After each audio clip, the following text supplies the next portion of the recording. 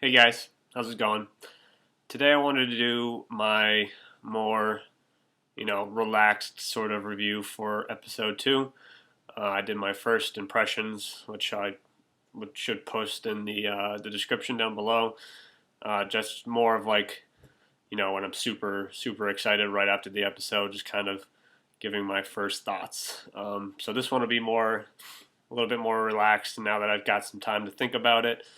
I can kind of go through each of the different storylines and kind of come up with some questions and maybe some critiques of what I thought was good, what I thought was bad, what I think it means, or like what kind of questions just came up when I was watching them. So I'll go in order again. Started with Bran. Yeah. And so the whole flashback thing, I think for myself is pretty cool. I like seeing um, the past and all the different things that happened in the past. So to me, it's cool. I did see in an interview that the producers don't like doing flashbacks just because I think it's lazy story writing or whatever have you. But this is this is good because it's progressing the story in some way. Bran needs to learn how to do this so that certain things can be revealed that will help the story in the future. And so, I mean, it's super interesting too, to see young Ned Stark and Benjen and Lyanna, seeing them all at Winterfell. And then, later episodes, seeing other certain big events happening. I'll talk about that too. Um, yeah, and seeing that Hodor could talk, that was one of the things that, I mean, it's like really cool at first, very interesting, but like, what does it mean?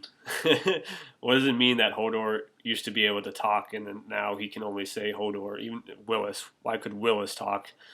Um, like, what does it mean? Yeah, because in the show, obviously, they have to like prune out some things from the books. Not even that it really happened in the books yet. I don't remember. It's been a while, but so like even if they were going to exclude it, if it was going to happen in the books, why would they include it? This particular thing of Hodor talking, unless it meant something. Like something had to have happened to him to make him be this way.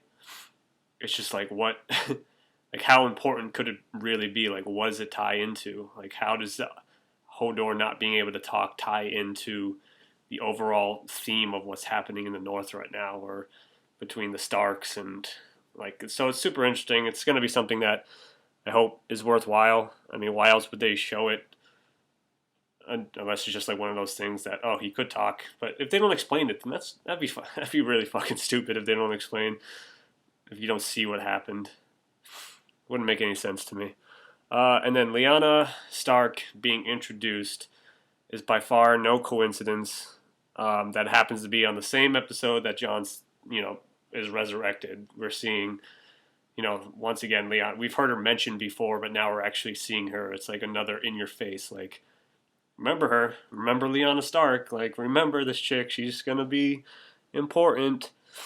And yeah, it's not a coincidence that the next episode, as we saw in like the previews for episode three, it's no coincidence that the Tower of Joy is in the next episode. So we have Lyanna Stark being reintroduced on the same episode that Jon is resurrected, and then the episode right after this, we're going to see Tower of Joy, which, I mean, I'm not sure how many people are familiar with it, but pretty much it's going to involve a lot of Lyanna Stark and has a lot to do with the theory that probably everybody should have heard of by now, regarding Jon Snow's mother and where he came from. And so, yeah, it's just not, it's pretty much all but confirmed at this point. Like, why else would this time frame be happening? It's just like it's so in your face at this point. If you're not on board with that theory, then it's just like I don't. You have to comment and tell me like before next week. Be like, no, I can't be because of this. I can't think of any other reasons at this point. Like it's so in your face at this point uh, that you can't deny it now. Let's see. I talked about the wall. I did a separate video of like the current state of the North, talking about the wall. I can talk about it again. I'll save that for last, seeing how much time I take up talking about everything else. So we'll put that off. Obviously, it's the big thing. So right after that, I got King's Landing. Yeah, I don't know about the South, man. The more shit that happens in the North, it's like the less I care about the South. Obviously, there's some cool shit happening. Like, obviously, it should mean something. But, so, some of the takeaways that I got from it, like, Robert Strong is super fucking strong now, dude. His name is Robert Strong, yes, but it's like, I mean, and he was super strong as the Mountain. It's like, there's no denying that, but it seems like just how easy it was for him to, like, shove that dude's face into the wall with, like, there's no effort. The dude's brain just splatters all over the wall. It seems like, for whatever reason, Robert Strong being, I don't think he actually died, but his, like, resurrection, his own resurrection, or being brought back from the brink of death, like, somehow gave him maybe, like, superhuman strength somehow. I don't understand, like, being worked on like that might have made him stronger in some way, because it's pretty clear. Unless it's just like, I can't, that's the takeaway from what I got, though, is that how easy it was for him to squish that dude's head, whereas when he was fighting Oberyn, Oberyn wasn't really fighting it, he had Oberyn, and it still took him, like a little effort to, like, crack his head open like a melon, and right here it was just like, bam, and just a little blood splattered on the side of the wall, so I don't know, there's something going on with him like that. Obviously, he's a fucking freak, but apparently he's like freakishly strong now. And then, like, what is the end game gonna be of the Faith versus the Crown? The High Sparrow versus Tommen. It's like, ultimately, to me, it's the same thing as, like, the Battle of Winterfell. It's going to be the same thing. It's just a way for the South to be even weaker than it needs to be when shit hits the fan. Like, this is just going to rip King's Landing apart, rip the South, a new one. I mean, the Tyrells might get involved because of Marjorie and Loras. And it just seems like there's going to be so much turmoil. Like, that's the point. It's just, these people in the South have no idea what's going on, and they need to fight each other over fucking religion right now, and it's the stupidest shit. But also, because of Tommen finally, like, going back to his mother, like, going back to Cersei, like, it just, to me, it seems like she's going to fulfill that prophecy of seeing all three of her kids killed before she dies. Like, she's going to, all she's got left is Tom, and she's, like, pushing him. He came to her, and now she's gonna, like, push him to rebel against the Faith. Like, he's saying that he just wants to fucking crush him now. Like, he's with her. He's getting that attitude of, I want to get on board with this. I want to fucking take them out for what they've done to you and what they're doing to my reign in general. So I feel like she's gonna end up being like, okay, cool. My son's back on my side. Like, I have the king on my side again. Let's use this. And they're going to attack the Faith, and Tommen's going to get killed for it. She will be the reason why he dies, because she pushes him to do what you think you need to do. Go fucking fight the Faith militant.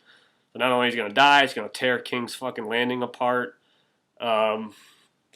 This could be the reason why, like, in Daenerys's flash forwards in, like, season 3, when she's, like, hallucinating and having like the visions of, like, you see the Iron Throne and the Red King, the Red Keep, like, destroyed, and the snow's coming down. It's like it's like completely abandoned.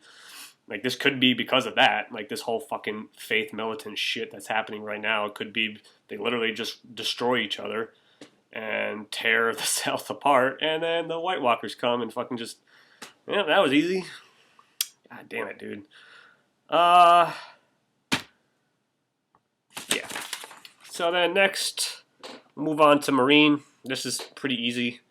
I love Arya. She's a little badass, but at the same time, it's like, both episode 1 and episode 2, like these two scenes, they could have been like put together in either episode 1 or this one. Like they could have just did them together. It makes no sense because they're like 2-minute long little clips of her getting beat the fuck up with a stick. She's getting beat to shit with a stick. Poor fucking blind Arya doesn't know what the shit's happening to her. Like they could have done it where like, you know, episode 1, you saw that happen, and like fade, come back. It's clearly the next day, and it happens again. And then finally, she learns her lesson, and she doesn't have a name. But yeah, I just feel like it could have happened so much easier. Like we get it. I get it. She needs to learn her lesson. She's learning her lesson. She needs to be trained. But the big question is like, when will she get her eyes back? I mean, I personally think she's going to get them back. She has so much to do.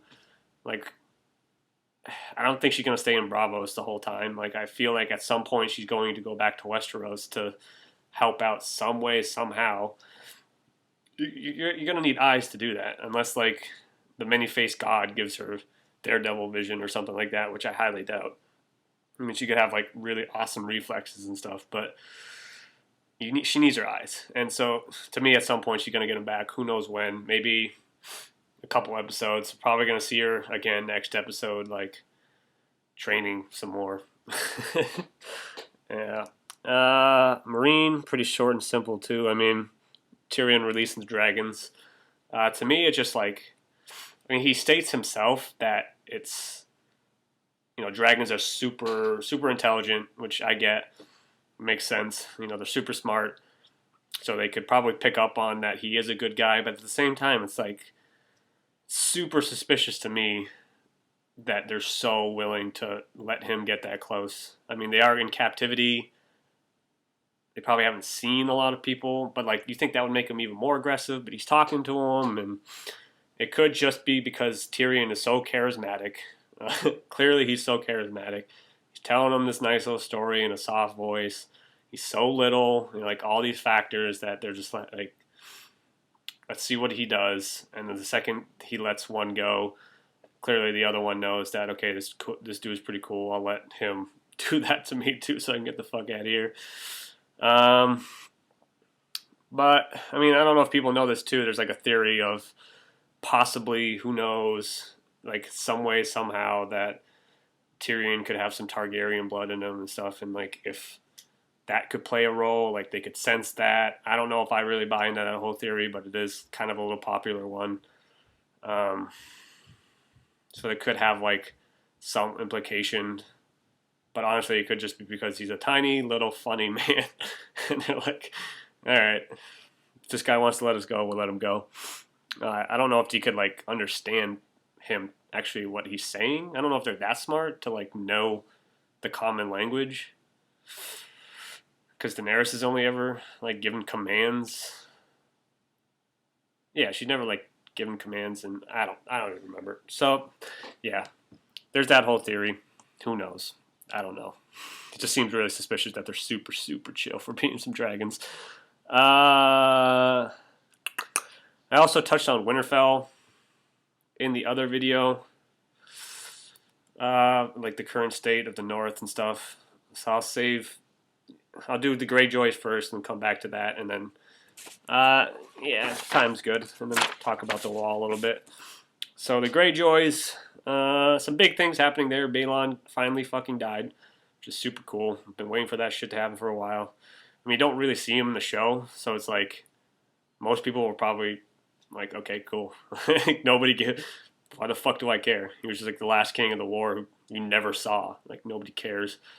But he is a dick. He's just a giant dick. So, it's cool to see him die, finally. Get introduced to Euron, who, to me, is clearly, he's going to be another, like, big bad guy. Like Ramsay, almost. I don't know how soon Ramsay would... Battle of Winterfell is probably going to be going on like later on. So these guys will probably be around for a while at the same time. But he's clearly batshit crazy. The dude's insane. I mean, not just for killing Balon. It's like that's makes sense. He wants the throne, I guess. I'm gonna kill you for it. Like, but just the way he's talking, like I am the storm and stuff like that. He's just batshit crazy, which is scary because he's trying to get to the throne. Which Yara, I called her Asha in the other video. I'm so used to calling her Asha, but Yara wants it for herself. Balon told her that she would get it, but clearly, I mean, like they were talking in the show, she would be the first woman to ever sit on the Salt Throne. So it's like, it's very, very unlikely. And I don't want to talk too much about like the books stuff. Keep it based in the show.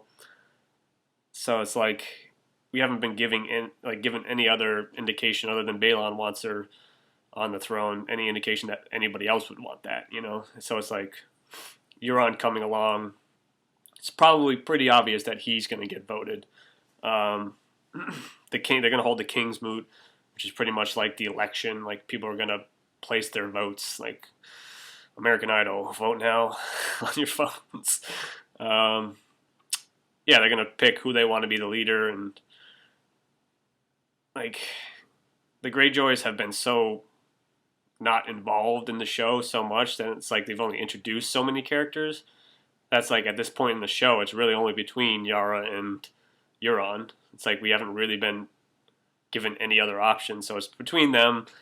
And then we also haven't been given any indication that they would want the woman leading the the Salt Throne, the Iron Islands. So it's probably going to be Euron, which means the Greyjoys, just the Iron Islands are going to be fucking batshit crazy. Like, they're going to be out for blood. They're going to be out for whatever their fucking own agendas are that we know in the show. Like, he's going to be fucking insane. But then Theon's going back as well, and it's like, it's probably the worst time Theon could.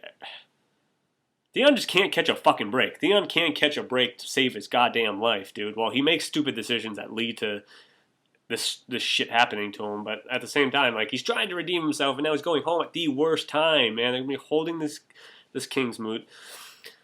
Euron is now, like, he just killed Theon's father to get that throne, and now his only heir, even though he's like not going to be considered the heir anymore, he's fucking missing some parts. He's not the same Theon, but at the same time, it's like he does have that name, Greyjoy. He is the only remaining son of Balon in the show. And so it's like, he's going to go home, and Euron's not going to be, the crazy motherfucker is not going to be happy to see him. It's like he's finally going to get home, and the shit's going to fucking kick off. And maybe him and Yara can go off and find some help somewhere else together. Like, they might, like, yeah, I could see that happening. I mean, he's kind of given from the trailer that Yara's going to go off to some other adventures in other faraway lands. So it's like, I could see Theon being like, this shit is fucking crazy. They just elected that guy. Euron is a batshit crazy. Let's go with my sister and let's go find some help some other place. So that's what I could see. So yeah, go to Winterfell. I mean, like I said, I already talked about Winterfell a lot. It's just, to me, it's setting up Ramsay's, like, it's just falling. There's no coming back from this. He has gone off the deep end. There's no coming back from what he has done. He's literally just put his chips all in. Like, okay, on a losing bet. Like, it's such an obvious losing bet, and he just put all his chips in. Like, I'm going to kill my father. I'm going to take on all this bullshit that's going on right now.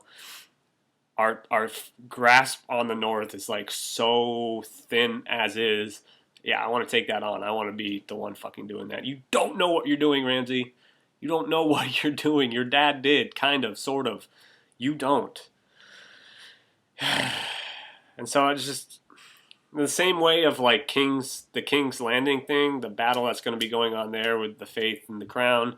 I feel like this is the equivalent of that up in the North. It's just another way of, like, weakening the entire fucking Seven Kingdoms for when the White Walkers eventually come through the wall or around the wall, however they're going to come in the show, like, however they're going to get through to the south. It's just another way to fucking waste men. Like, it's just another way for people to die, and, you know, so they're not there to help fight against the White Walkers because Ramsay's a fucking idiot. Uh, and at the same time, like, what houses will remain loyal to Ramsay? He's going to use the thing that, Roose was poisoned. He's going to say that. But it's like, who? Like, cool. It's like, it'd be one thing if it was like a Robb Stark kind of person. It's like people gravitate towards because he's such a good leader and people love him and he's like nice to everybody. It's one thing for him to be poisoned, but like Roose, nobody cares, dude. People are just gonna be like, cool, like Roose is dead. Why the fuck should I keep supporting you? Like, it's obvious that the Karstark dude was there. You know, he clearly has Ramsay's back, but all the other houses that they have, like House Manderly, they mentioned. I don't, like I said, I'm keeping it in the show, so it's like we don't know anything about House Manderly.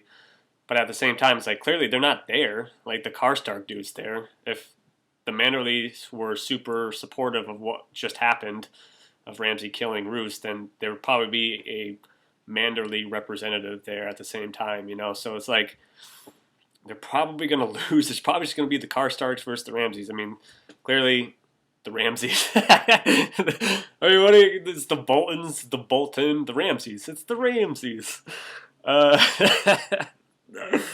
Okay. I mean, the Karstarks, they have a big army, it's stated. And the Boltons, we saw when they took on Stannis. I mean, it's probably a little bit weaker, but it was pretty much a rout, like utter defeat of Stannis, so I don't think he lost too many people. They have a lot of people, but they're going to lose everybody's support. Nobody gives a shit about Ramsay. Nobody gave a shit about Roose. Now that Roose is gone, I'm like, fuck it then. Let's go back to when Jon Snow is reappeared and they have Sansa Stark and Rickon's going to come out of nowhere somewhere. Maybe Bran will even show up for a little bit. They're going to be like, why the fuck would I stay with the Boltons? You're stupid. Let's kill you. Let's get you out of here. It's over. So yeah, what time are we at? 22? Got a few minutes. I'll use a few minutes. The Wildlings come in, secure the Night's Watch. I don't see, I said it before, but I really, really, really, really, really don't see Jon having Alistair Thorne killed. I really feel like he's going to be like Jesus Christ reincarnated. Like, I've been given this other chance. You guys have no authority over me anymore anyway. Like, you did what you did, but I need the numbers. And Alistair Thorne, as dickish as he is experienced. He showed it during the Battle of Castle Black against the Wildlings. Like, he does have experience. He is a good leader when that time comes, or like when shit kicks off. So, I don't know. It'd be hard to forgive him, but at the same time, if I was in that position, I would just be like, I'm washing my hands. Like, I'm done. I'm done.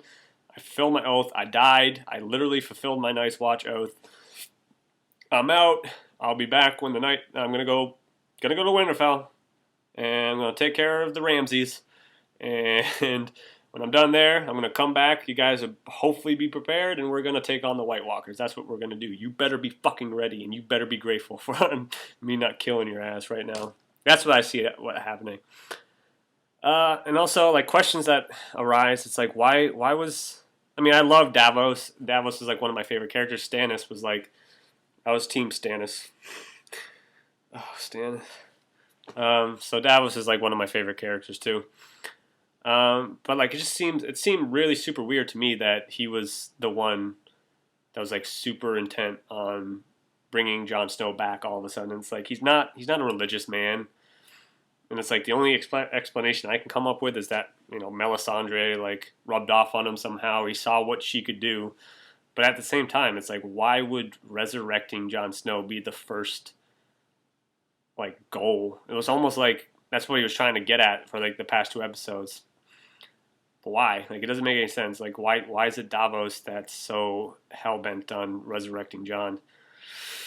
To me, it would have made more sense if like Melisandre was in her room, like still all fucking old and like looking in the fire, like crying that she's losing, her connection to the Red God, and if like she got a glimpse somehow of like, no, you're right, you're right, you saw him.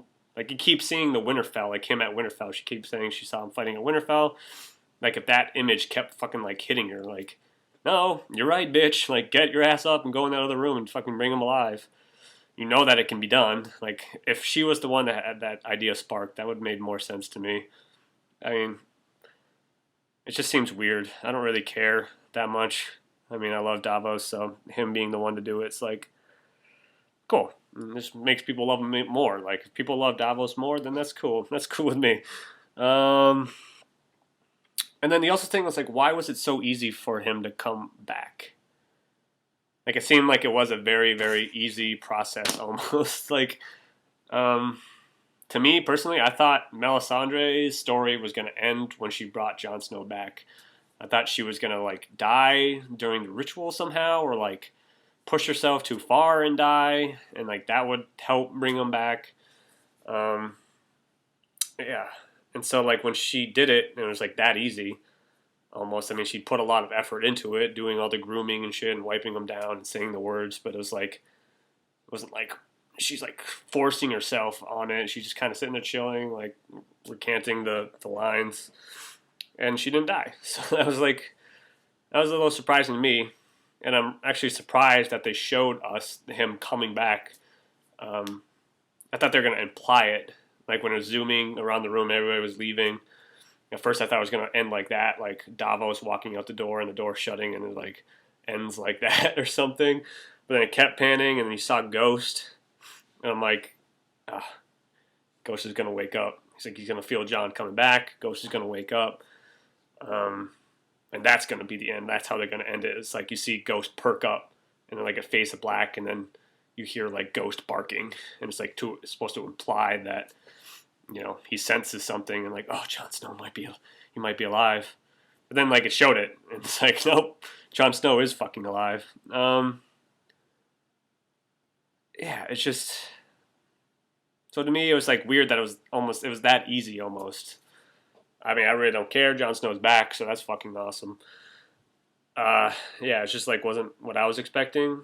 The only thing I can think of, like I've thought about it a little bit, and it's like the thing that makes the most sense is that Shireen's sacrifice, like burning Shireen alive, just like it had to have been more than that. Like you just burnt a little girl. Like you think the Red God would give you a little bit more power than just stopping it from fucking snowing for a little bit. Like that had to have been like the last remaining remnants of power that was gifted on to Melisandre for murdering a little fucking innocent girl. Which kind of sucks. Like that sucks for Jon. I'd feel pretty shitty about that if that's what I figured out. That's why I'm back, is because the little girl fucking died burning at the stake for me. But I mean, that's the only way I can think of it. Like they probably won't even address it really. Like they might. She might be like, oh. Well, because yeah, in the trailer we saw Davos go back to Shireen, like it was Shireen's burn pit. I think we saw him in that area. So they might address it. It doesn't really matter. You got the point. Jon's back. And we're all very fucking happy about that shit. So anyway, so yeah, this is like my more as calm as I could be review. Now that's, had a little bit of time to digest it, come up with some questions and think about it a little bit more. Like I said, my first impressions of me just like spewing out my fucking emotions should be linked in the description. You can watch that. And then my Solely North video too is up there. I'll probably do like predictions video for episode 3 in a little bit. Who knows when? Maybe sometime this week. Maybe now. I don't know. But that'll be up. Kind of run down to the synopsis. Like I'll watch the preview again. I saw it right after the episode. I'll have to watch it again, but I'll watch that, look at the synopsis, and kind of, see if I can think about what could happen. Who knows at this point, though.